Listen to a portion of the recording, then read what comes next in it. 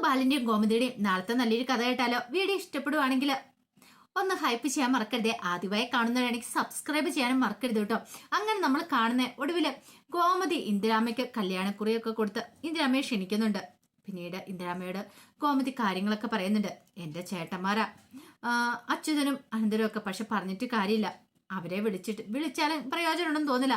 അവര് കല്യാണത്തിന് വരുമെന്നും തോന്നില്ല. അപ്പോഴേക്കും ഇന്ദിരാമ പറഞ്ഞു, അവര് വരുന്നേക്കാളും നല്ലത് വരാതിരിക്കുന്ന മോളെ, അറിയാലോ അവർക്ക് ചിലപ്പോൾ വാശിയും വൈരാഗ്യവും ഒക്കെ കാണുമായിരിക്കും എന്ന് പറഞ്ഞു. അമ്മേ, എനിക്ക് നല്ല ഭയമുണ്ട് ഇനി കല്യാണം മുടക്കാൻ എങ്ങനെയോ അവര് ശ്രമിക്കുമെന്ന്. ഇന്ദിരാമ പറഞ്ഞു, അങ്ങനെ എന്തേലും നടന്നിട്ടുണ്ടെങ്കിൽ ഞാൻ പിന്നെ അവരെ വെറുതെ വിടില്ല. നിനക്ക് തോന്നുന്നുണ്ടോ മോളെ? എന്ത് ചെയ്യണമെന്ന് ഈ ഇന്ദിരാമയ്ക്ക് അറിയാന്നൊക്കെ പറഞ്ഞ് ഗോമതിയെ സമാധാനിപ്പിക്കുകയാണ്. മോള് വിഷമിക്കൊന്നും വേണ്ട, ധൈര്യമായിട്ട് പൊക്കോളാൻ പറഞ്ഞു. അപ്പോഴേക്കും ഗോമതി പറഞ്ഞു, അങ്ങനെ എന്തേലും കാണിച്ച് കല്യാണം മുടക്കിയെന്നറിഞ്ഞാൽ പിന്നെ ബാലേട്ടൻ വെറുതെ ഇരിക്കുവോ? ഹാരനും ആകാശമൊന്നും വെറുതെ ഇരിക്കുവോ? ഒരിക്കലും ഇല്ല. അതുകൊണ്ട് ദൈവത്തെ ഓർത്ത് ഒരു പ്രശ്നം ഉണ്ടായിക്കൊണ്ട് അവരോട് അങ്ങോട്ടേക്ക് വന്നേക്കരുതെന്ന് അമ്മ പ്രത്യേകിച്ച് പറയണമെന്നൊക്കെ പറഞ്ഞു. അതൊക്കെ ഞാൻ ഏറ്റുമോളെ, മോള് ധൈര്യമായിട്ടിരിക്കാനൊക്കെ പറഞ്ഞിട്ട് ഇന്ദിരാമ അങ്ങോട്ട് കയറി പോകുന്നേ. അങ്ങനെ ചെന്ന് കഴിഞ്ഞിട്ട് ഇന്ദിരാമ നന്ദിതയോട് കാര്യം പറയുന്നുണ്ട്. നന്ദിതയ്ക്ക് ദേവമംഗലത്തിനോട് ദേഷ്യം വൈരാഗ്യമൊന്നും ഇല്ലല്ലോ. അപ്പോഴേക്കും നന്ദിത പറഞ്ഞു, എങ്ങാനും ഈ കാര്യങ്ങളൊക്കെ ഇവിടെ ബാക്കിയുള്ളവർ അറിഞ്ഞു കഴിഞ്ഞിട്ടുണ്ടെങ്കിൽ മികർക്ക് ഇതൊരു ഭൂകമ്പമായിട്ട് തന്നെ എടുക്കും. അമ്മ കല്യാണത്തിനും കൂടെ പോകുന്നുണ്ടെന്ന് അറിഞ്ഞാൽ അവർക്ക് സഹിക്കാൻ പറ്റില്ലെന്ന് പറഞ്ഞു. ഇന്ദിരാമ പറഞ്ഞു, എൻ്റെ കൊച്ചുമാളുടെ കല്യാണമാണ്, ഞാൻ എന്താണെങ്കിലും പോകുന്ന നന്ദിതേ, എനിക്ക് പോകാതിരിക്കാൻ പറ്റില്ല, വിളിച്ച സ്ഥിതിക്ക് ഞാൻ പോകുമെന്ന് പറഞ്ഞു. പിന്നെ ഇതെങ്ങാനും മുടക്കാനായിട്ട് ആരെങ്കിലും ശ്രമിച്ചിട്ടുണ്ടെങ്കിൽ ഞാനത് വെറുതെ വിടാനും ഉദ്ദേശിച്ചിട്ടില്ലെന്നും പറഞ്ഞിട്ടാണ് ഇന്ദിരാമ പോകുന്നത്. ആ സമയത്ത് അലോകിന് വല്ലാത്തൊരു ടെൻഷനായിരുന്നു. കാരണം അലോകിന്റെ നമ്പരൊക്കെ ബ്ലോക്ക് ചെയ്ത് വെച്ചിരിക്കും അനുശ്രീ. ഇനിയിപ്പം എന്ത് ചെയ്യാൻ പറ്റും? അവളെ വിളിക്കാനായിട്ട് ഓപ്ഷൻ ഇല്ല. അലോക് പിന്നീട് ഒരു പുതിയ നമ്പർ എടുത്തു അവളെ വിളിക്കാനായിട്ട്. പിന്നെ പ്രശ്നമില്ലല്ലോ, അവളോട് വിളിച്ച് സംസാരിക്കണം. അങ്ങനെ ഇതങ്ങോട്ട് വെറുതെ വിട്ടിട്ടും കാര്യമില്ല. പിന്നീട് അനുവിന്റെ ഫോണിലേക്ക് വിളിക്കുകയാണ്. അപ്പൊ പരിചയമില്ലാത്ത നമ്പരാ വന്നേ. അലോകിന്റെ നമ്പരും അല്ല, കൂട്ടുകാരനെ വെച്ചിട്ട് ഫ്രണ്ടിനെ വെച്ച് നമ്പർ എടുത്തായിരുന്നു അലോക്. അങ്ങനെ നമ്പർ വന്നു കഴിഞ്ഞപ്പോഴത്തേനും അനുശ്രീ കോൾ എടുത്തു. അലോകാന്ന് മനസ്സിലായി കഴിഞ്ഞപ്പോഴത്തേനും അനുശ്രീക്ക് ദേഷ്യമാണ് വന്നത്. ഈ സമയത്ത് അനുശ്രീ പെട്ടെന്ന് കോള് കട്ട് ചെയ്തേ. അലോക് വിട്ടില്ല. അലോക് എന്ത് ചെയ്തു, ഒന്ന് രണ്ട് ഫേക്ക് ആയിട്ടുള്ള പോസ്റ്റും കാര്യങ്ങളൊക്കെ അനുശ്രീക്ക് ഇട്ട് കൊടുക്കുവാണ്. കുറച്ച് ഫോട്ടോസും കാര്യങ്ങളൊക്കെ ഇട്ട് കൊടുത്തു. അത് കണ്ടു കഴിഞ്ഞപ്പോൾ തന്നെ അനുശ്രീക്ക് മനസ്സിലായി ഇവൻ തനിക്കിട്ട് പണി തരാൻ തുടങ്ങിയെന്നുള്ള കാര്യം. വീണ്ടും അലോക് വിളിച്ചു കഴിഞ്ഞപ്പോഴത്തേനും അനുശ്രീ വിളിച്ചു, നീ എന്താടാ വിചാരിച്ചോണ്ടിരിക്കണേ? ശരിക്കും പറഞ്ഞാല് ഇപ്പൊ നീ എന്റെ തലേന്ന് ഒഴിഞ്ഞു പോയല്ലോന്ന് ഓർത്തോണ്ട് ഞാൻ സന്തോഷിക്കുക ചെയ്യണേന്ന് പറഞ്ഞു. അത് കേട്ടപ്പോ അലോക് പറഞ്ഞു, ഓ നിനക്കിപ്പോ സന്തോഷമായിരിക്കുമല്ലേ എന്നെ തേച്ചിട്ട് പോയെന്നുള്ള സന്തോഷം. എടാ, ആ ഫേക്ക് ആയിട്ടുള്ള പോസ്റ്റ് ഒക്കെ ഇട്ട് വരട്ടാൻ നീ നോക്കുന്നോ? ഒരിക്കലും ഇല്ലാന്ന് പറഞ്ഞു. അലോക് പറഞ്ഞു, എടി നീ ഇല്ലാതെ എനിക്ക് ജീവിക്കാൻ പറ്റില്ല, പ്ലീസ് ഞാൻ പറയുന്നൊന്ന് കേൾക്ക്, എനിക്ക് വേറെ നിവൃത്തിയില്ലാത്തോണ്ടാന്നൊക്കെ പറഞ്ഞോണ്ട് കയ്യെ കാലെ വീഴുന്നുണ്ട്.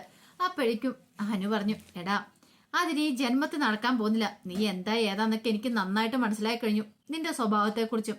അതുകൊണ്ട് ഇനിയിപ്പം നീയുമായിട്ട് ഒരു കോംപ്രമൈസിന് ഞാൻ തയ്യാറല്ല. നീ എനിക്ക് വേണ്ടി കാത്തിരിക്കുകയോ വേണ്ട, എന്റെ കല്യാണം എന്നുള്ള കാര്യം നീ അറിഞ്ഞു കാണൂല്ലോ എന്ന് ചോദിച്ചു. അത് കേട്ടപ്പോൾ അലോ പറഞ്ഞു, ഓഹോ അപ്പൊ എന്നെ തേച്ചിട്ട് നൈസായിട്ട് പോകാനാ നിന്റെ പരിപാടിയില്ലേ? അത് നടക്കില്ലടേന്ന് പറഞ്ഞു. നിന്റെ ഈ കല്യാണം തന്നെ നടക്കാൻ പോകുന്നില്ല. നീ ഭാര്യയാവുന്നുണ്ടെങ്കിൽ അത് ഈ അലോകിന്റെ ആയിരിക്കും എന്ന് പറഞ്ഞു. അത് കേട്ടപ്പോൾ അനുശ്രീ പറഞ്ഞു, അതൊരിക്കലും നടക്കില്ലടാന്ന് പറഞ്ഞു. അലോകടുത്ത് നടക്കൂല്ലേ, ഞാൻ കാണിച്ചു തരാം. ഈ വിവാഹം മുടക്കണ്ട എങ്ങനെയാന്ന് എനിക്ക് നന്നായിട്ട് അറിയാം. നീ എന്നാ കേട്ടോ, നമ്മുടെ രണ്ടുപേരും കുറച്ച് ഫോട്ടോസുകളൊക്കെ ഞാൻ ആ ചെക്കനെ കൂടി ഇട്ട് കൊടുക്കും. അത് കേട്ടപ്പോൾ അനുശ്രീ പറഞ്ഞു, നീ ഇട്ട് കൊടുത്തോടാന്ന് പറഞ്ഞു. എടേ നല്ല ഫോട്ടോസ് ഒന്നും ആയിരിക്കില്ല എന്ന് പറഞ്ഞു. അത് കേട്ടപ്പോൾ അനുശ്രീ ഒന്ന് ഞെട്ടി. അനുശ്രീക്ക് മനസ്സിലായി പണിയാന്നുള്ള കാര്യം. കാരണം ഇവന് വേറെ ഏതെങ്കിലും രീതിക്ക് ഫോട്ടോസുകളൊക്കെ ഉണ്ടാക്കി അത് ഇട്ട് കൊടുക്കുന്ന കാര്യമായിരിക്കും പറയുന്നേ. പെട്ടെന്ന് അനുശ്രീ പറഞ്ഞു, അലോകെ വേണ്ട കേട്ടോ, വെറുതെ നീ ഇങ്ങനെ പരിപാടികളൊന്നും ചെയ്യണ്ടെന്ന് പറഞ്ഞു. എൻ്റെ അച്ഛനും ചേട്ടന്മാരും പറഞ്ഞാൽ വെറുതെ ഇരിക്കില്ല, നിന്നെ വെറുതെ വിടില്ല എന്ന് പറഞ്ഞു. പിന്നെ നിന്റെ അച്ഛനും ചേട്ടന്മാരും ആരൊക്കെ വിചാരിച്ചാലും ഒന്നും ചെയ്യാൻ പോകുന്നില്ലടി. നിന്റെ കല്യാണം എന്നല്ല, ഈ കല്യാണം എന്നല്ല, ഒരു കല്യാണം നടക്കാൻ പോകുന്നില്ല. എന്ത് ചെയ്യണമെന്ന് ഞങ്ങൾക്ക് നന്നായിട്ട് അറിയാന്നൊക്കെ പറഞ്ഞു. അത് കേട്ടപ്പോൾ അനുവിന് വല്ലാത്തൊരു വിഷമായി പോയി. അപ്പോഴേക്കും അനു കരഞ്ഞോണ്ട് പറഞ്ഞു, അലോകെ വേണ്ട, നീ വെറുതെ പ്രശ്നം ഉണ്ടാക്കരുതെന്ന് പറഞ്ഞു. പിന്നെ പ്രശ്നം ഉണ്ടാക്കണോ വേണ്ടയെന്നൊക്കെ ഞങ്ങൾ തീരുമാനിച്ചോളാം. എന്താണെങ്കിലും നിന്നെ വെറുതെ വിടാൻ ഉദ്ദേശിച്ചിട്ടില്ലടി എന്നൊക്കെ പറഞ്ഞിട്ട് അലോക് കോള് കട്ട് ചെയ്തു. അനുവിന് ഭയങ്കര ടെൻഷനായിരുന്നു, വല്ലാത്തൊരു ബുദ്ധിമുട്ടായിരുന്നു. കാരണം ഇനിയിപ്പോൾ എന്ത് ചെയ്യും? ഒരു പക്ഷേങ്കിൽ കാര്യങ്ങളൊക്കെ ജീവനോട് തുറന്നു പറഞ്ഞിട്ടുണ്ട്. പക്ഷെ ഫോട്ടോസും കാര്യങ്ങളൊക്കെ ചെന്ന് കഴിഞ്ഞിട്ടുണ്ടെങ്കിൽ ജീവന് ചിലപ്പോൾ സഹിക്കാൻ പറ്റിയെന്ന് വരത്തില്ല. ആർക്കാണല്ലോ സഹിക്കാൻ പറ്റില്ലല്ലോ. അതുകൊണ്ട് അതിൻ്റെതായ ഒരു ബുദ്ധിമുട്ട് ഉണ്ടായിരുന്നു താനും. പിന്നീട് ആനന്ദാണെങ്കിൽ അനുമോൾക്ക് വേണ്ടിയിട്ട് ഒരു ഗിഫ്റ്റൊക്കെ വാങ്ങിച്ചിട്ടുണ്ടായിരുന്നു. അപ്പം ശ്രീദേവിയാണ് കാര്യങ്ങളൊക്കെ പറയണത്. നമ്മുടേതായ രീതിയിൽ എന്തെങ്കിലും കൊടുക്കണം, ആനന്ദിനെ കൊണ്ട് പറ്റുന്ന രീതിയിൽ നിങ്ങളും 3 മക്കളും കൂടെ അച്ഛനെ സഹായിക്കണം എന്നൊക്കെ പറഞ്ഞിട്ടുണ്ടായിരുന്നു. അങ്ങനെ ആനന്ദ് പോയി അനുവിന് വേണ്ടിയിട്ട് ഒരു സ്വർണ്ണവളയൊക്കെ വാങ്ങിച്ചിട്ട് കൊടുക്കുന്നുണ്ട്, സ്വന്തം പൈസയ്ക്ക്. അതുപോലെ തന്നെ ആര്യനും ആകാശും അവരെ കൊണ്ട് പറ്റുന്ന രീതിയിലുള്ള സമ്മാനങ്ങളൊക്കെ അനുവിന് വേണ്ടി കരുതിയിട്ടുണ്ടായിരുന്നു. അങ്ങനെ അവർ സമ്മാനങ്ങളൊക്കെ കൊടുക്കുന്നുണ്ട്. അനുവിന് ഭയങ്കര സന്തോഷമായി. ഇതൊക്കെ സുകന്യെ ശ്രദ്ധിക്കുന്നുണ്ടായിരുന്നു. അപ്പൊ അലോക് അനുവിനെ വിളിച്ച കാര്യങ്ങളൊക്കെ സുകന്യയ്ക്കും അറിയാവുന്ന കാര്യമായിരുന്നു. പിന്നീട് അനുവിനൊക്കെ ഇത് കണ്ടുകഴിഞ്ഞപ്പോൾ ഭയങ്കര വിഷമമാണ്. കാരണം തൻ്റെ ചേട്ടന്മാരൊക്കെ ഇത്രയധികം സ്നേഹിക്കുന്നുണ്ട്. അലോക് ഈ വിവാഹം മുടക്കിയിട്ടുണ്ടെങ്കിൽ എന്താവും, എങ്ങനെയാവും ഒന്നും അറിയത്തില്ല. അവൻ വെറുതെ ഇരിക്കില്ല എന്നുള്ള കാര്യങ്ങളും അറിയാം. ഒരു പക്ഷെ അവൻ പ്രശ്നം ഉണ്ടാക്കുമെന്നും അറിയില്ല. ഈ കാര്യങ്ങളൊക്കെ ഇവരോട് തുറന്നു പറയണം, അല്ലെങ്കിൽ പണി വാളും എന്നുള്ള കാര്യം അനുവിനും മനസ്സിലായി. പിന്നീട് അവരെല്ലാവരും കൂടെ സന്തോഷത്തോടു കൂടിയിട്ട് അനുവിൻ്റെ ചുറ്റും നിന്ന് പാട്ടുപാടി ഡാൻസ് ചെയ്യുകയാണ്. അപ്പോഴേക്കും അനു പറഞ്ഞു, അതെ എനിക്കൊരു പ്രധാനപ്പെട്ട കാര്യങ്ങൾ നിങ്ങളോട് പറയാണ്ടെന്ന് പറഞ്ഞു. ധർമ്മം പറഞ്ഞു, കാര്യങ്ങളൊക്കെ നമുക്ക് പിന്നെ പറയാം, ആദ്യം നമ്മൾ നമ്മുടെ സന്തോഷം പങ്കുവെക്കട്ടെ എന്ന് പറഞ്ഞു. ഈ സമയത്ത് സുകന്യ രൂക്ഷമായിട്ട് അനുവിനെ നോക്കുകയാണ്. അപ്പൊ അനുവിന് പെട്ടെന്ന് ടെൻഷനായിപ്പോയി. ദൈവമേ, ഇനിയിപ്പം താൻ ഈ കാര്യങ്ങളൊക്കെ ഇപ്പോൾ ഇവിടെ പറഞ്ഞിട്ടുണ്ടെങ്കിൽ ആലോകിന്റെ അടുത്ത് നിന്ന് സുകന്യേച്ചി പറഞ്ഞു കൊടുക്കുമെന്നൊരു പേടി. സുകന്യയുടെ നോട്ടം കണ്ടു കഴിഞ്ഞപ്പോൾ തന്നെ അനുവിന് വല്ലാത്തൊരു ബുദ്ധിമുട്ട് തോന്നി. ഈ സമയത്ത് മീനാക്ഷിയും ഇത്രയൊക്കെ ശ്രദ്ധിക്കുന്നുണ്ടായിരുന്നു അനുവിന് എന്തോ ഒരു വല്ലാത്തൊരു ബുദ്ധിമുട്ടാണെന്ന് മനസ്സിലായി. പക്ഷെ എന്താ ഏതാണെന്നും അറിയത്തില്ല. കുറച്ച് കഴിയുമ്പോഴത്തേനും അനു മുറിയിലേക്ക് ആകപ്പെടാൻ അസ്വസ്ഥപ്പെട്ടിരിക്കുമ്പോഴത്തേനും സുകന്യ അങ്ങോട്ട് വരുന്നേ. സുകന്യ വന്നിട്ട് അനുവിനോട് പറഞ്ഞു, അനു എനിക്ക് നിന്റെ മനസ്സ് മനസ്സിലാക്കുന്നുണ്ട്. നിനക്ക് ഇപ്പോഴും അവന് ഇഷ്ടമല്ലേ, അലോകിനെ ഇഷ്ടമല്ലേ എന്നൊക്കെ ചോദിച്ചു. അപ്പോഴേക്കും അനുവിന് ദേഷ്യം വന്നേ. അനു പറഞ്ഞു, ഇതെന്തറിഞ്ഞിട്ട് സുകന്യച്ചി പറയണേ? എനിക്ക് അവനെ ഇഷ്ടമൊന്നുമില്ല. എൻ്റെ ജീവിതത്തിൽ നിന്ന് അവന് ഒഴിവായി പോയ സന്തോഷമെന്ന് കരുതിയിരിക്കുമോ ഞാൻ? വെറുതെ കള്ളത്തരം പറയണ്ട. അതൊന്നും അല്ല സത്യം. അല്ല സുകന്യേച്ചി, സത്യമായിട്ടുള്ള കാര്യം ഞാൻ പറയണേ. അവൻ എന്നെ വിളിച്ച് ഭീഷണിപ്പെടുത്തിക്കൊണ്ടിരിക്കുക. എനിക്കിത് ആരോട് പറയണമെന്ന് അറിയില്ല എന്നും പറഞ്ഞിട്ട് സുകന്യയോട് കാര്യങ്ങൾ പറയണം. അപ്പോഴേക്കും സുകന്യ പറഞ്ഞു, അയ്യോ മോളെ ഇനിയിപ്പോൾ എന്ത് ചെയ്യും, എനിക്കറിയില്ല എന്ന് പറഞ്ഞു. ഒരു കാര്യം ചെയ്യാം, ഞാൻ അലോകിനോട് സംസാരിക്കാന്ന് പറഞ്ഞു. വേണ്ടതുപോലെ ചെയ്തോളാം, മോള് ധൈര്യമായിട്ട് ഇരിക്കാനൊക്കെ പറഞ്ഞ് സുകന്യ ഇങ്ങനെ ആശ്വസിപ്പിക്കുകയാണ്.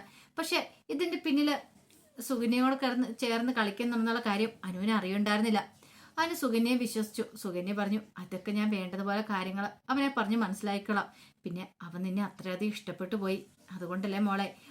ഒരു തെറ്റയ്ക്ക് ആർക്കും പറ്റൂല, അങ്ങനെ അബദ്ധം പറ്റിപ്പോയതാ. പക്ഷെ അവൻ പാവാന്നൊക്കെ പറഞ്ഞു. പക്ഷെ അനുവിന് അതൊക്കെ കേട്ടപ്പോൾ ദേഷ്യമാണ് വന്നേ. ഇതേ സുകന്യേച്ചി അവനെ സപ്പോർട്ട് ചെയ്തുകൊണ്ട് വരണ്ട, എന്നാലും എനിക്ക് അവനെ ഉൾക്കൊള്ളാൻ പറ്റില്ല എന്ന് പറഞ്ഞു. ആ സമയം സുകന്യ പറഞ്ഞു, തൽക്കാലത്തേക്ക് ഇപ്പൊ നീ ആരോടും ഇതിനെക്കുറിച്ച് പറയാൻ പോണ്ട, അലോക് പറഞ്ഞ കാര്യത്തെക്കുറിച്ചൊക്കെ. പിന്നെ നമുക്ക് എന്താന്ന് വെച്ചാൽ ഒരു തീരുമാനം എടുക്കാം. അവൻ അങ്ങനെയൊന്നും ചെയ്യത്തില്ല, ഞാൻ സംസാരിക്കാന്നൊക്കെ പറഞ്ഞു. സുകന്യയുടെ വാക്കുകൾ കേട്ട് കഴിഞ്ഞപ്പോഴത്തേനും അനുവിന് കുറച്ചൊരു സമാധാനമൊക്കെ ആയി. പിന്നീട് മീനാക്ഷിയും ഇത്രയും കൂടെ വന്നിട്ട് അനുവിനോട് കാര്യങ്ങളൊക്കെ ചോദിക്കുന്നുണ്ട്. എന്ത് പറ്റിയാനു, നിന്റെ മുഖം എന്താ വല്ലായിരിക്കണം എന്നൊക്കെ ചോദിച്ചു. ഒന്നുമില്ല ചേച്ചി എന്ന് പറഞ്ഞു. ഇത് എന്തേലും വിഷമമുണ്ടെന്ന് നീ പറയണം എന്നൊക്കെ പറഞ്ഞുകൊണ്ട് അനുവിനെ സമാധാനിപ്പിക്കുന്നൊക്കെ ഉണ്ട്. ബാലനും ഗോമതിയൊക്കെ ഭയങ്കര സന്തോഷത്തിലാണ്. നല്ലൊരു ആലോചനയല്ലേ വന്നേ, എത്രയും പെട്ടെന്ന് തന്നെ വിവാഹം നടത്തണം. ഇനി ഒരാഴ്ച സമയമുള്ളൂ കല്യാണം നടത്താനുള്ള തിരക്കുകളും കാര്യങ്ങളൊക്കെ. കല്യാണം വിളിക്കേണ്ടടുത്ത് പോയി വിളിക്കുകയൊക്കെ ചെയ്യണം. പിന്നീട് ഗോമതി ബാലനോട് പറഞ്ഞു, ബാലേട്ട എനിക്കിപ്പോഴും നല്ല പേടിയുണ്ടെന്ന് പറഞ്ഞു. എന്ത്? അല്ല, അനുവിന്റെ വിവാഹം ആരെങ്കിലും മുടക്കൂന്ന് ഓർത്താണോ? നീ വിഷമിക്കൊന്നും വേണ്ട ഗോമതി, ഒന്നും സംഭവിക്കാൻ പോകുന്നില്ല.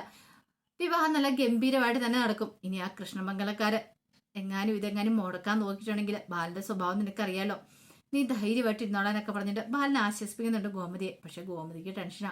കല്യാണം നടന്നു കഴിഞ്ഞാൽ ഒരു സമാധാനം ആവുള്ളൂ, അതിനു മുമ്പ് എന്തെങ്കിലും പ്രശ്നം ഉണ്ടായാലോ എന്നൊക്കെ ഒരു ചിന്തയൊക്കെ മനസ്സിലേക്ക് വരുന്നുണ്ട്. പക്ഷെ അങ്ങനെ എന്തെങ്കിലും സംഭവിച്ചിട്ടുണ്ടെങ്കിൽ ബാലേട്ടനൊന്നും വെറുതെ ഇരിക്കില്ല എന്നുള്ള കാര്യം ഗോമതിക്ക് അറിയായിരുന്നു. പക്ഷെ ഈ സമയത്ത് വല്ലാത്തൊരു ബുദ്ധിമുട്ടിലായിപ്പോയി അനു. ഇനിയിപ്പോൾ എന്ത് ചെയ്യണമെന്ന് അറിയത്തില്ല. അലോക് തൻ്റെ ചിത്രങ്ങൾ എന്തെങ്കിലുമൊക്കെ പുറത്തു വിട്ടിട്ടുണ്ടെങ്കിൽ ആകെപ്പാടെ നാണക്കേടാവും, കല്യാണം മുടങ്ങും. ഇതിപ്പം എന്ത് ചെയ്യണമെന്ന് പോലും അറിയില്ല. സുകന്യേച്ചി ഹെൽപ്പ് ചെയ്യാന്ന് പറഞ്ഞിട്ടുണ്ട്. അലോകൻ്റെ കയ്യെ കാലെ പിടിച്ചിട്ടാണെങ്കിലും അങ്ങനെയും ചെയ്യിക്കാതിരിക്കാൻ വേണ്ടിയിട്ട് നോക്കാം. ഇല്ലെങ്കിൽ എന്തെങ്കിലും പോംവഴി ഉണ്ടാക്കണം എന്ന് തന്നെ അനു തീരുമാനിക്കുന്നുണ്ട്. അപ്പം അതിൻ്റെ കഥകളൊക്കെ നമ്മൾ കാണാനായിട്ട് പോകുന്നത്.